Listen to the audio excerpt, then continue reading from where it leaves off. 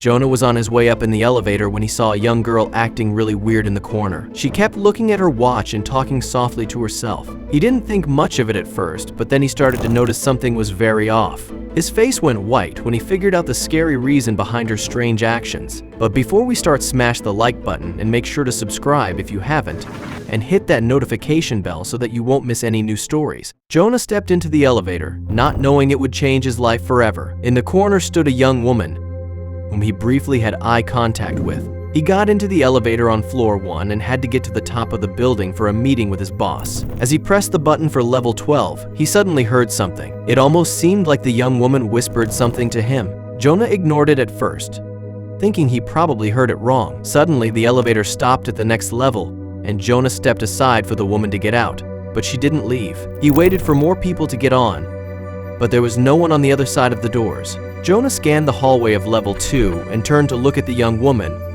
but she looked just as surprised as him. When the doors closed again and the elevator moved up, Jonah sighed. Suddenly, he got a very strange feeling. He could have sworn he saw the button for level 2 alight when he got on the elevator. So why didn't the young woman walk out? As he stood there, trying to act as normal as possible, he couldn't help but feel watched. When he heard her whisper again, he turned around, now looking directly at the young woman. But as he looked at her, he noticed she wasn't looking at him at all. She was actually looking at her watch. He could see her mouth move, so he was right about the whispering.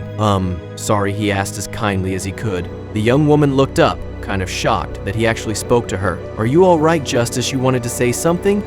The elevator stopped. It had reached level 6, and the doors opened again. This time, another woman stepped into the elevator and pressed level 8. Jonah smiled kindly at the woman and gave her a head nod as a way of saying hello. But as soon as the woman looked at the other young woman in the corner of the elevator, she quickly got out again. This confused Jonah even more. He saw the look on the woman's face as soon as she noticed the young woman in the corner, and it was as if she looked at a ghost. Suddenly, he felt the elevator shake, and it stopped so abruptly that he almost fell to the ground. Everything went black and eerily quiet. His stomach dropped when he realized the elevator was stuck between 2 levels. You've got to be kidding me, he softly said to himself as he grabbed his phone and turned on the flashlight. He expected to see the young woman in a state of panic, but she seemed surprisingly calm. I think we're going to be here for a while, she suddenly said with a soft, calm voice. It made chills run down Jonah's spine. He quickly pressed the emergency button and waited for someone to answer. In the silence of the elevator, now without music, the young woman's whispers seemed louder. Jonah could almost understand what she was saying when a voice was heard over the speaker. Hello, Jonah excitedly asked. We're stuck inside the elevator in building 3.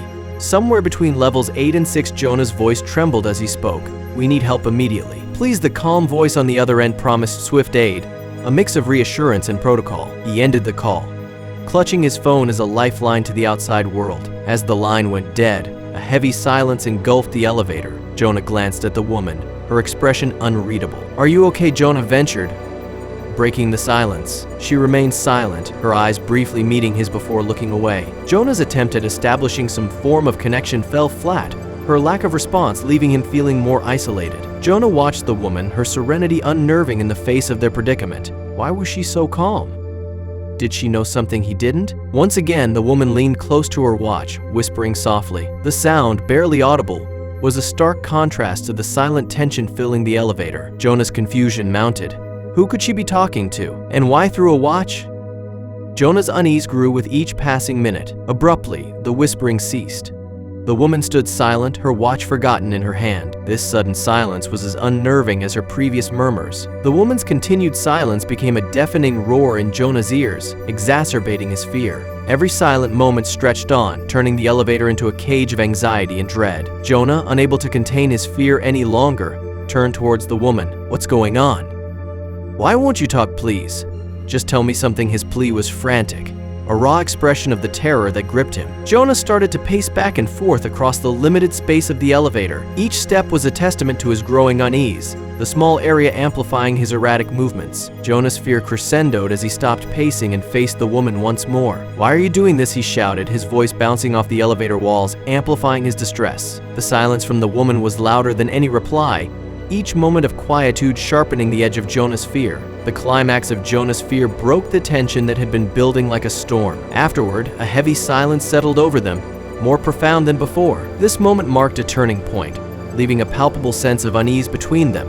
the air thick with unspoken words and unresolved fear. As the reality of his situation sank in, Jonah's hope dwindled, giving way to despair. He slumped against the elevator wall, the fight draining out of him. Suddenly, the dim glow of the elevator lights began to flicker back to life, cutting through the darkness. Almost as if on cue, the soft hum of elevator music filled the space, its familiar melody weaving through the air. Jonah felt a cautious relief wash over him as the elevator seemed to awaken from its temporary slumber. To Jonah, it signaled more than just the resumption of electrical power. It was a beacon of hope that their ordeal might soon be ending. With the elevator system seemingly back online, Jonah allowed himself a deep, steadying breath. Though still trapped within the metal box, the restoration of its functions offered him a psychological reprieve. As the elevator hummed back to life, Jonah's resolve hardened. Despite its apparent return to function, he couldn't shake off the dread that clung to him. The decision was immediate, almost instinctual. He would exit at the next floor, no matter what. Jonah's mind briefly flickered to the meeting he was supposed to have with his boss, a crucial appointment now undoubtedly missed. The professional implications were significant, yet in the shadow of his recent ordeal, they seemed distant, almost inconsequential. The balance between his career aspirations and his primal need for safety tilted overwhelmingly towards the latter. With the elevator's movement resumed, Jonah positioned himself by the doors, his muscles tense in anticipation. His determination to leave this confined space was palpable. Every fiber of his being focused on the moment the doors would open. He rehearsed the action in his mind: step out, walk away, and never look back. The ordeal had to end, and it would, as soon as he could make his escape. As the elevator ascended, Jonah couldn't help but consider the potential repercussions of his late arrival. Missing such an important meeting could tarnish his professional reputation, possibly even jeopardize his job. Yet, faced with the immediate threat to his well-being, these concerns felt abstract, secondary. His safety, his mental and physical well-being, was the priority. Career setbacks, he reasoned, were recoverable. Risking another moment of terror was not. The elevator's steady climb offered Jonah a moment to reflect on his priorities. The professional fallout from missing his meeting loomed over him, yet it paled in comparison to the overwhelming desire to escape the confines of the elevator. The decision to prioritize his escape was instinctive, driven by a deep-seated need for freedom and safety. In that moment, nothing else mattered but the urgent need to get out. Finally, the elevator resumed its ascent, the gentle vibration underfoot a welcome indicator of movement. Jonah's heart lifted with the motion, relief coursing through him as the digits on the panel climbed. This movement, so long awaited, signaled not just a return to functionality but a tangible step towards freedom. The stillness that had amplified his fear was gone, replaced by the hopeful hum of progress. As the elevator steadily ascended, a rush of joy overtook Jonah. Each floor passed was a victory, a step away from the nightmare he'd endured. The thought of the doors opening, of stepping out into the corridor, filled him with anticipation. This wasn't just a physical ascent, it was an emotional lift, a surge of happiness at the prospect of escape and the end of his ordeal. Jonah stood by the elevator doors, his body tensed in readiness. He rehearsed the action in his mind.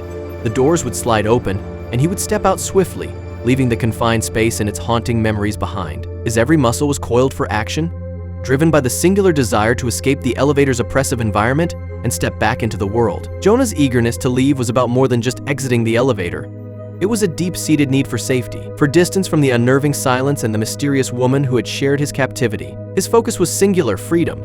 The upcoming exit represented more than just a physical release, it was a liberation from the fear and tension that had gripped him. Just as Jonah braced to leave, the woman's voice pierced the silence, her command to stop halting him in his tracks. "Wait," she said firmly, her tone brooking no argument. The sudden interruption, unexpected and authoritative, rooted Jonah to the spot, a new wave of uncertainty washing over him. Why did she speak now, just as he was about to escape the confines that had imprisoned them both? "The Mr. Gibson still has time to see you now," the woman said, her voice cutting through the tension. Jonah's face drained of color, his mind reeling from the shock. How did she know about his meeting? The mention of his boss's name, so unexpected in this context, left him stunned and momentarily speechless, grappling with the implications of her words. Jonah's shock quickly turned to realization as he pieced together the woman's identity with the information she just revealed. If she knew of Mr. Gibson and his schedule, then the connection was clear. She had to be related to his boss, but how? The realization sparked a flurry of questions in his mind, his earlier confusion mingling with a growing curiosity about her true identity. "Wait, how do you know Mr. Gibson? Who are you?" Jonah's questions tumbled out,